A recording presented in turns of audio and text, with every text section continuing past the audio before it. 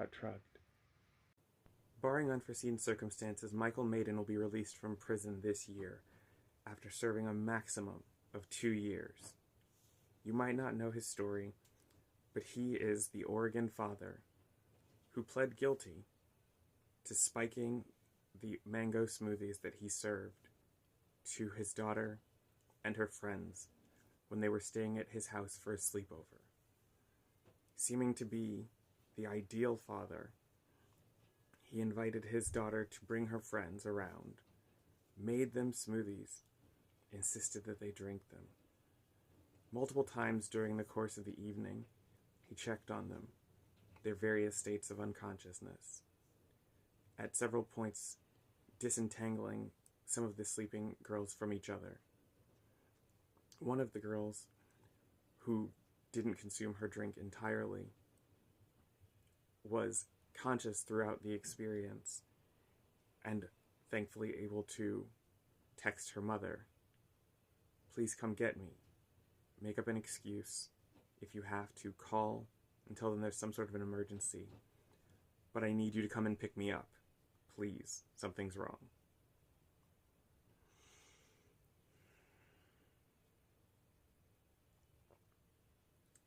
Her mother came to pick her up, and at first, Mr. Myers warned, "Hey, no, they're sleeping. They can't be, I don't want to wake them up. I don't want to wake up the other girls." But the mother was insistent.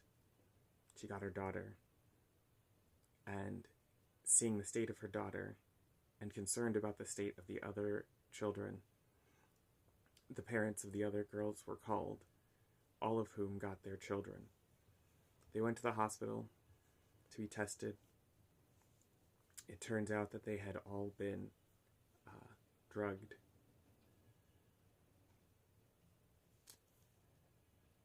Taking his plea, Michael asserted to the court that his concern was simply for the rambunctious nature of children and the fear that they might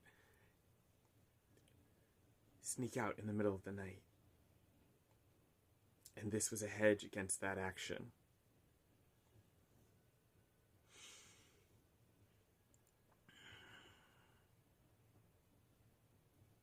Men, if you are at all doubtful that we live in a rape culture, that we live in a complete and unrelenting patriarchy,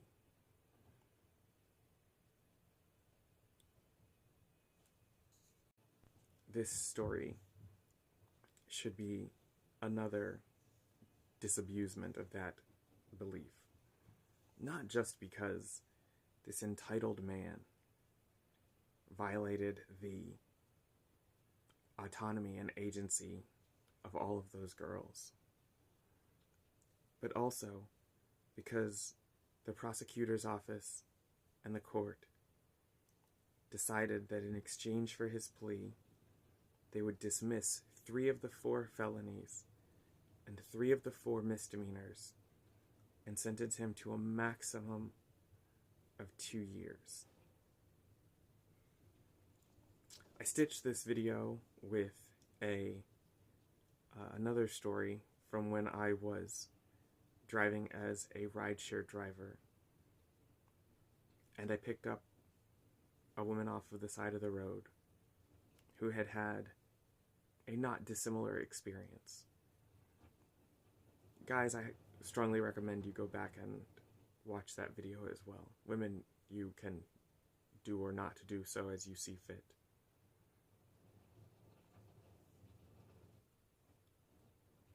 If you are not actively curtailing the thoughts and behaviors of the other men that you encounter, guys, what are you doing? No jokes. No across-the-line actions. We need to be vigilant, because that action doesn't start in a vacuum.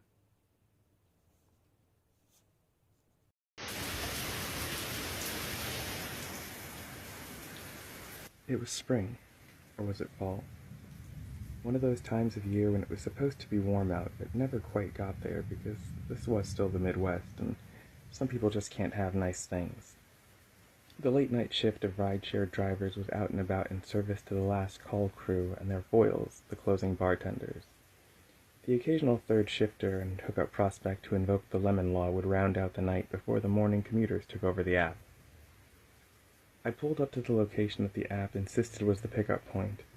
It was a deathly quiet neighborhood, although at 4 in the morning almost all neighborhoods were deathly quiet.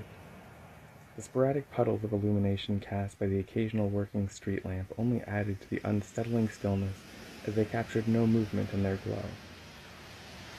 Unlike a normal pre-dawn call-out to a residential area, no window or porch light shone on behalf of the usually grudging rider. After my second U-turn and a failed attempt at calling the rider, I was preparing to leave when I saw something. A pile of clothes? I pulled closer and saw that it was a person. Not a body, thankfully, because as I approached, the figure stirred.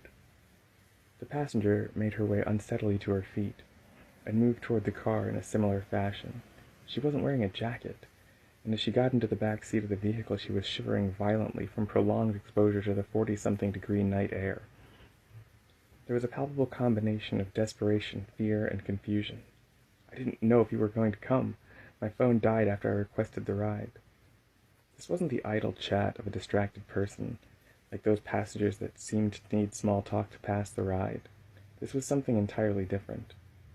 The destination on her request said that she was heading to a work-relation diversion facility, but she did not have the aura or the comportment of many of the passengers I've driven to this place before. I struggled to process what was happening and looked at her in the rearview mirror. Her shivering was still clearly visible in the reflection. "Are you okay? It looks like you're freezing. Do you want my jacket?" I said, unsure of how to proceed. My thoughts were interrupted when the woman began sobbing uncontrollably. "Yes, please." I cranked up the car's heater to max and shimmied out of my blazer. It wasn't perfect for the task, but it would do in the meantime. She took the jacket, gratefully wrapping it around her too small frame. "What time is it?" she asked as she started to warm. 4:17. "No, but wait, no." Again her breathing became erratic. I got drugged. The fragmented story surged out in an erratic torrent. There was a guy.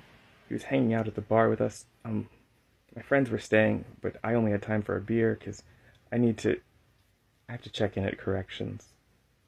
The idle of the hybrid car let the moment hang in almost total silence. She squeezed her eyes shut. He wasn't ready when I started to head out, but he left when I did, asking to hang out. My friends were multiple shots in, and I think they were just happy that he was leaving. She took a deep breath and looked out into the darkness. Outside he tried to get me to go with him, but things were fuzzy and I got worried, so I just went the opposite way he was heading. So, she closed her eyes again. Her jaw clenched, then unclenched. He started getting angrier and angrier. I couldn't stand up anymore, but he couldn't move me. "Do you have a charger?" The question jolted me out of my trance that her tale had created. Yeah."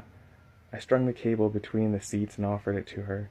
She wiggled her phone out of her pocket and plugged it in. "He tried to take my phone." She went back to recounting her harrowing ordeal. "He couldn't get out of my jeans. He took my jacket. But I think it was just because he was pissed." She broke into another fit of sobs. "Can you hold my hand?" I extended my hand across the center console. "You're safe now," I said, hoping that my voice conveyed my overwhelming concern for her. I hoped just as hard that it was masking my rage at the offender and horror at the situation. I didn't want to scare her any more than she'd already been. "Do you want to go to the hospital, maybe?" I gently asked. I didn't want to overstep, but I was worried that just because things seemed fine didn't mean that some hidden injury wasn't lurking just below the surface to do real damage. "I should." The vulnerability in her tone dropped the pit in my stomach to a new low. "I just have to check in at community corrections, or they could—" Her voice trailed off at what I assume was the phrase "violate me," the slang term for a parole infraction. Her voice was even quieter when she resumed. "Get me sent to jail if I don't check in and they don't believe what I say happened." Knowing full well that women are rarely believed, and that people in the system even less so, I was again reminded of the weight the passenger was carrying in this moment. "If you get checked out, you could also file a police report at the hospital," Hopefully that will satisfy the people at CC. Hopefully. She repeated the word back to me, and we looked at each other, neither of us fully confident in the course that we were plotting for her.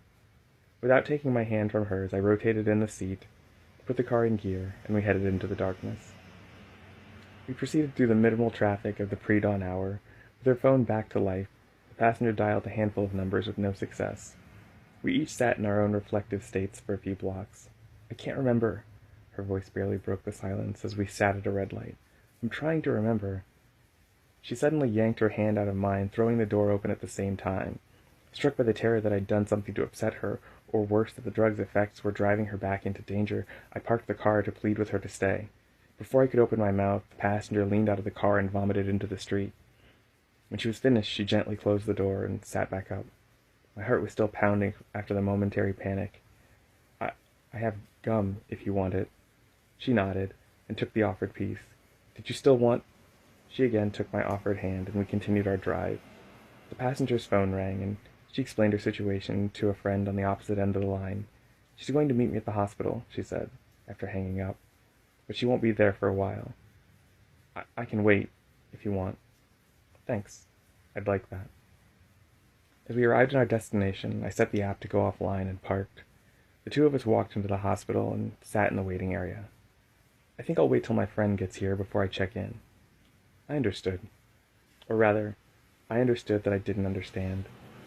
This moment, this day was seismic. The passenger needed real familiarity. I couldn't offer that.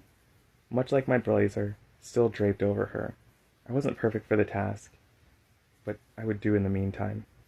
Side by side, we stared off into the middle distance and waited. The passenger's friend arrived. They thanked me for my help.